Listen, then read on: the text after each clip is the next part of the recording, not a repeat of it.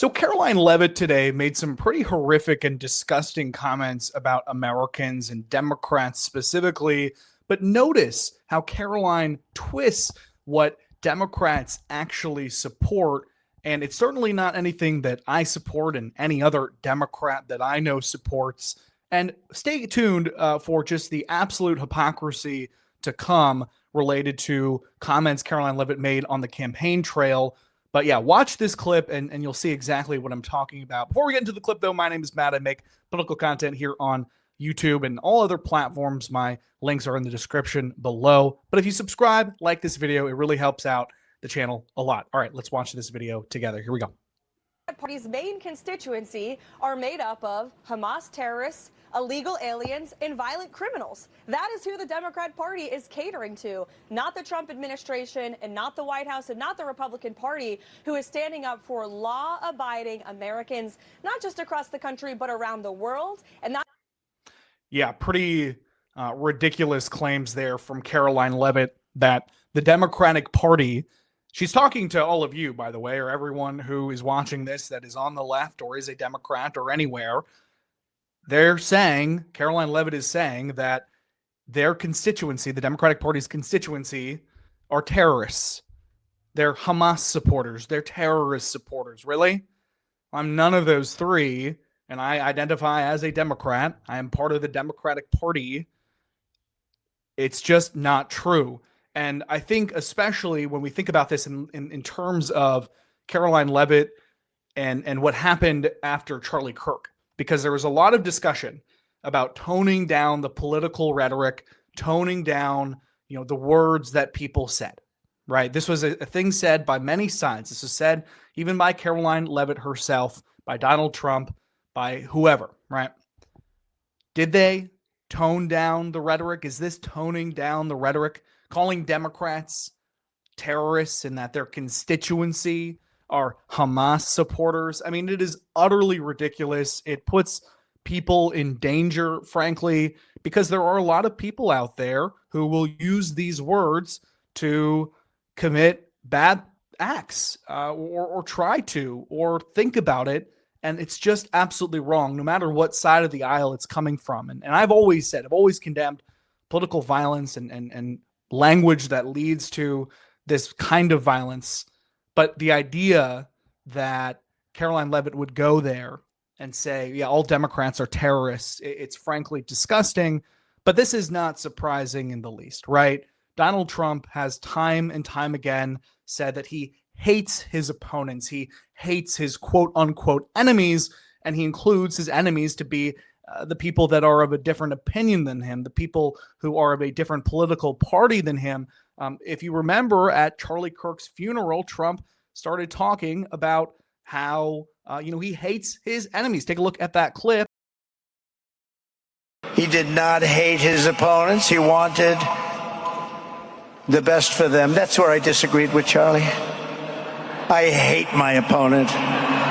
And I don't want the best for them. I'm sorry. I am sorry, Erica. But now Erica can talk to me and the whole group, and maybe they can convince me that that's not right, but I can't stand my opponent.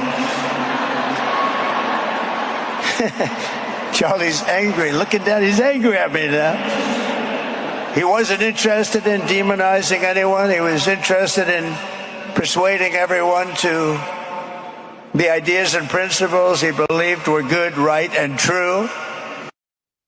Yeah, there was Donald Trump. And actually, that was kind of a mild version of Trump and what he has said in the past about his enemies or his perceived enemies. And of course, he has brought people into his administration that have made lists of enemies, including FBI Director Kash Patel, among others.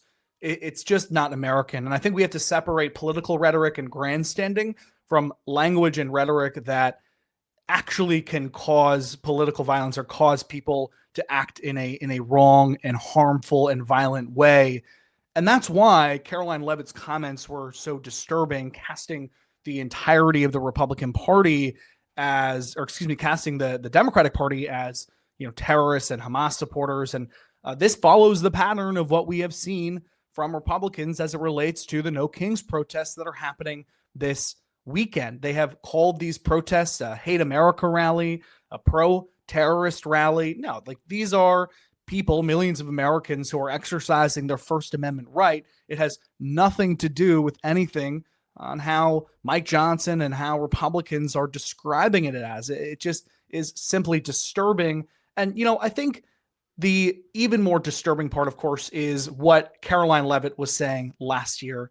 And I think specifically what she said in wake of Biden's comments, where he was making a joke about the comedian who called Puerto Ricans trash, or the island of Puerto Rico trash. And Karoline Leavitt said this about that particular comment from Joe Biden. She said this, quote, "Despite the tens of millions of Americans who support him," referring to Biden and Harris, "Donald Trump will be a president for all Americans." Really? JD Vance said as well, "This is disgusting. Kamala Harris and her boss Joe Biden are attacking half the country. There's no excuse. I hope Americans reject it." And it's this kind of hypocrisy that I find so infuriating, where Donald Trump and JD Vance and Karoline Leavitt will attack something like what Joe Biden said, or they'll go after what Hillary Clinton was saying.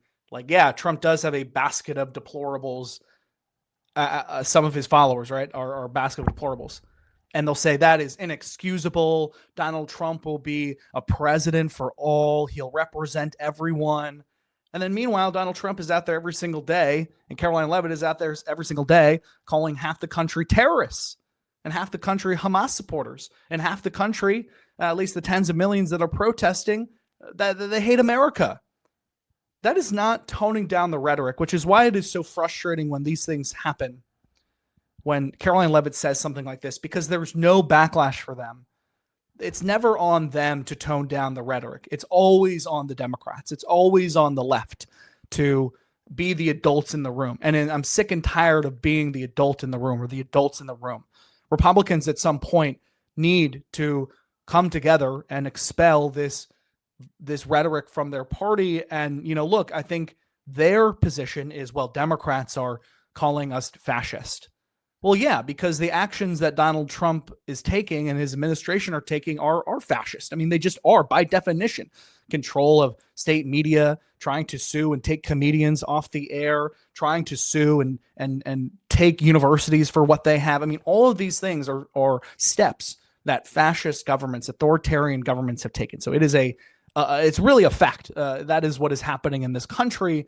And there's a very big difference between that and doing what Karoline Leavitt said, which is to say, yeah, all Democrats, you're all Hamas supporters, you're all terrorists. And look, if Kamala Harris came out there and during the election, she said, yeah, if you're a Trump supporter, you're a terrorist. If you're a Republican, you are no good and you hate America. How do you think that would have gone over in the press? How do you think that would have gone over with everyday Americans? It would have been an absolute catastrophe, an absolute disaster, because it's wrong.